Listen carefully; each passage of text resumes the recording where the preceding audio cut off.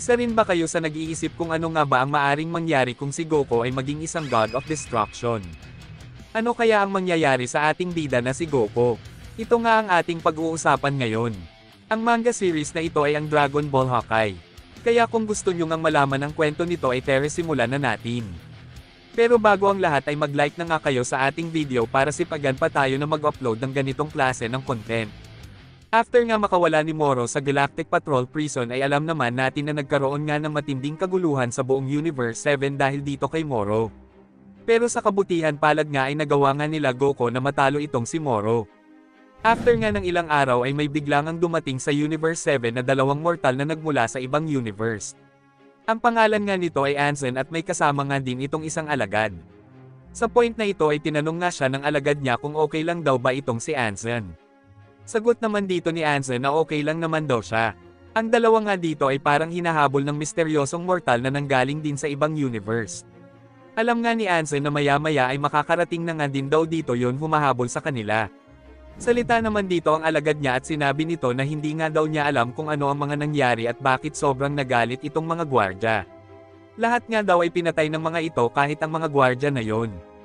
Pero sa point na ito ay napaisip nga si Anson at sinabi nito na baka nga daw nakaplano ang lahat ng mga ito kaya nga daw madali lang ng mga yon natapos ang malalakas na gwardya na yon.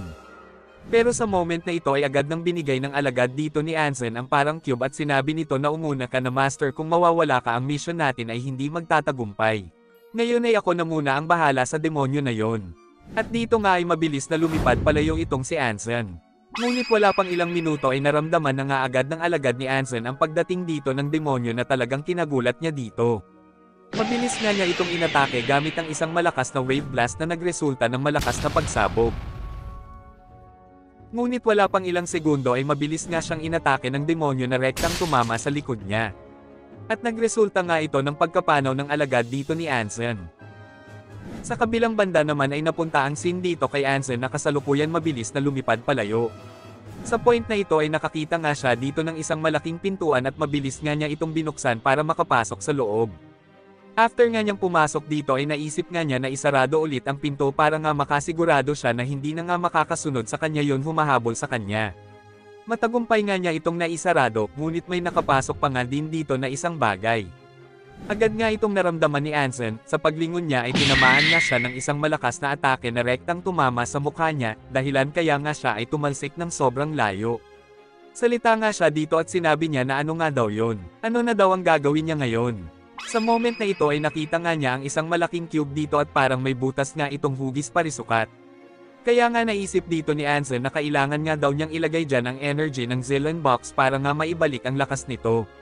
Pero sa point na ito ay kasalukuyan ngang nakatayo dito ang demonyo na humahabol sa kanya kanina. At balak nga siyang pigilan nito. Sa moment na ito ay naghanda na nga si Anson, nagpalabas na nga ito ng sobrang lakas na ki.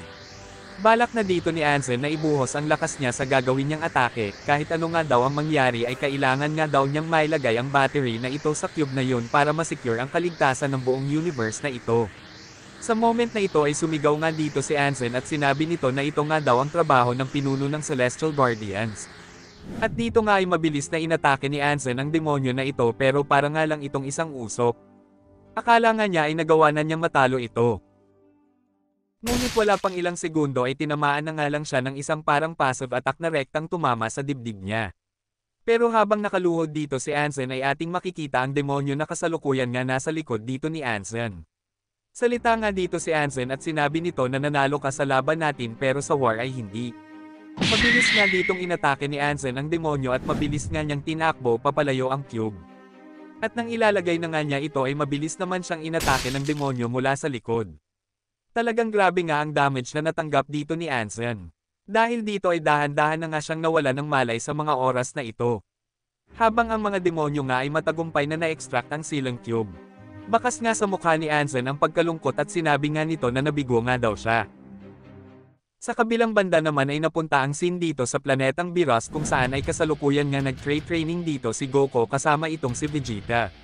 Si Goku at Vegeta nga dito ay kasalukuyan na nagsasagawa ng sparring. Atin nga ditong makikita ang seryosong laban ng dalawa na ito. Ang dalawa nga dito ay walang balak na magpatalo sa isa't isa. Sobrang daming pag-atake nga ang ginagawa dito ni Vegeta pero mabilis lang naman itong naiiwasan ni Goku. Sa moment na ito ay mabilis nang dumistansya si Goku dito kay Vegeta. Salita nga dito si Vegeta at sinabi nito na ano nga daw ang problema nito. Sagot naman dito ni Goku na alam na daw ba ni Vegeta ang kahinaan ng bago niyang teknik. Salita nga ulit dito si Vegeta at sinabi nito na syempre naman, ang Kaioken at ang Super Saiyan Blue mo ay mabilis makadrain ng energy mo, tama ba? Ngunit wala pang ilang segundo ay mabilis nang sumugod si Vegeta dito kay Goku at rekta nga niya itong tinamaan ng malakas na pag-atake, dahilan kaya nga ito ay tumalsik ng sobrang layo. Sa kabilang banda naman ay ating makikita itong si Whis na kasalukuyan ng nanunood ng sparring dito ng dalawa, salita nga ito at sinabi nito na mabilis na nga daw na master nitong si Vegeta itong Super Saiyan Blue nito habang si Goku nga daw ay parang nahihirapan niyang gamitin ito. Pero sa moment na ito ay tumawag nga kay Whis si Grand Priest. Magkakaroon nga daw ng general meeting ang lahat ng God of Destruction pati na din ang mga angels. Isama nga din daw ni Whis si Goku at Vegeta sa gagawin nilang meeting. Sa kabilang banda naman ay tuloy pa nga din si Vegeta at Goku sa sparring nila. At ating nga makikita dito si Goku na talagang hindi na nga nito kayang sumabay sa Super Saiyan Blue dito ni Vegeta. Dahil nga dito ay gusto na nga ni Vegeta na gamitin ni Goku ang buong lakas nito sa laban para naman daw makasabay ito sa lakas niya. Habang si Goku naman dito ay nagdadalawang isip pa nga sa paggamit ng Ultra Instinct nito.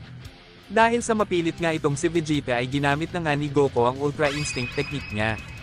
Salita nga ito at sinabi nito na ito na nga daw ang buong lakas niya, pwede daw bang gamitin din ni Vegeta ang God of Destruction technique nito, yung technique na tinuro sa'yo ni Lord Beerus.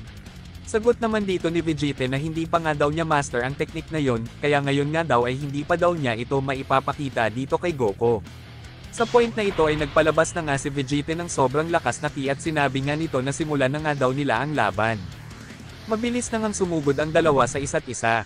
Sa kabilang banda naman ay nagising na nga si Beerus mula sa pagkakatulog nito, at naramdaman nga nito na naglalaban na naman daw itong si Vegeta at Goku, dito nga ay tanaw ni Beerus ang laban na nangyayari. At sinabi nito na nasaan nga daw ang dalawa na ito, kung gusto nga daw ng dalawa na ito ng isang laban ay siya na lang daw ang labanan ng dalawa na ito. Pero sa point na ito ay tumalsik nga si Vegeta sa lokasyon dito ni Beerus. At itong si Goku naman ay kasalukuyan nakatingin dito kay Beerus. Salita nga dito si Beerus at sinabi nito na ngayon nga daw ay sila naman daw ang maglaban. At wala pang ilang segundo ay sumugod na nga ang dalawa sa isa't isa. Pero mabilis nga lang itong pinigilan ni Whis gamit ang daliri nito. Salita nga dito si Beerus at sinabi nito na ano nga daw ang ginagawa dito ni Whis, salita nga din itong si Goku at sinabi nito na huwag nga daw itong makialam. Salita nga dito si Whis at sinabi nito na pasensya nga daw sa nagawa niya, pero kailangan nga daw nilang magmadali. Nagpatawag nga daw itong si Grand Priest ng meeting sa lahat ng mga gods at angels, at kailangan nga din daw ng presence nitong si Goku at ni Vegeta. Si Beerus nga ay nagtaka, bakit nga daw kasama si Vegeta at Goku, at para saan nga daw ang meeting. Sagot naman dito ni Whis na depende nga daw ito sa termination announcement. Dahil nga sa narinig ni Beerus ay nagulat nga ito. Si Goku naman dito ay nagsalita at sinabi nito na ano nga daw ang ibig sabihin ng termination meeting. At dito nga ay ipinaliwanag na nga ni Whis ang ibig sabihin nito, ang termination meeting nga daw ay isang rare na usapan, dito nga daw nagaganap ang pagpili ng bagong God of Destruction pati na din ang pagtanggal ng posisyon. Ibig sabihin, kaya kayo ay pinapasama ng Grand Priest sa meeting na yon kasi nga baka isa sa inyo ay may chance na maging isang bagong God of Destruction. Dahil nga sa sinabi ni Whis ay nagulat nga dito si Goku.